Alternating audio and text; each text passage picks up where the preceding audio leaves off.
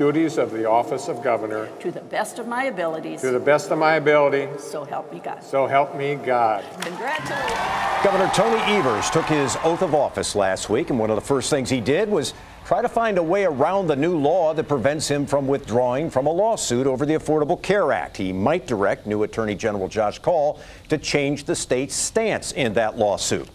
Meanwhile, a coalition of liberal groups last week also sued over the lame duck session laws, arguing the extraordinary session lawmakers called to pass the bills was unconstitutional. We are talking more about this now with Patrick Marley, who covers the state capitol for the Milwaukee Journal-Sentinel. Patrick, good to have you on the program. And let's begin with this lawsuit. Who is filing the lawsuit, and then what are they claiming in their lawsuit? The lawsuit was brought by the Wisconsin League of Women Voters, the Black Leaders Organizing Communities, and Disability Rights Wisconsin. And what they contend is that the Constitution doesn't provide for this type of legislative session. We call it the lame duck legislation. It's formally known as an extraordinary session.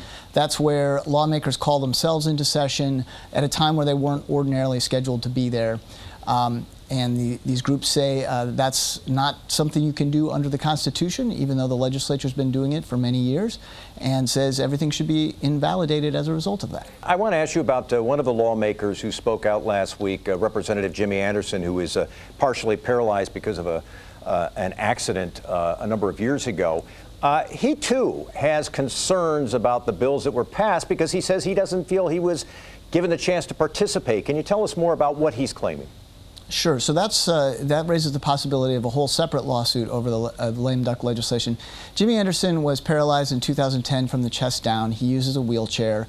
There's only set periods of time that he can be in his wheelchair. I mean, he needs to be in and out of his wheelchair through the day because of his disability. The night the lame duck laws were passed was very chaotic. There appeared to be a time where Republicans didn't have the votes, and so they were sort of out of pocket for hours at a time. Jimmy Anderson was asking when they might pass the bill. He couldn't get a vote time, so he went home so he could get out of his wheelchair. They ended up convening at 4 in the morning. He was unable to find, he didn't find out about the vote. He wasn't able to be there. He says that he feels that this violates the open meetings law because he's a member of the legislature. He was not able to participate in the vote.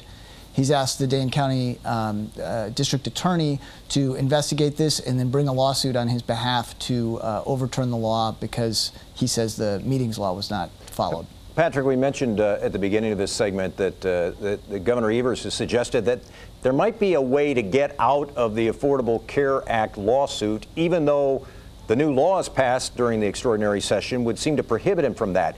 What's the status of that right now? So this is a sort of an interesting twist. During the campaign, Evers was saying he was going to get Wisconsin out of the Obamacare lawsuit.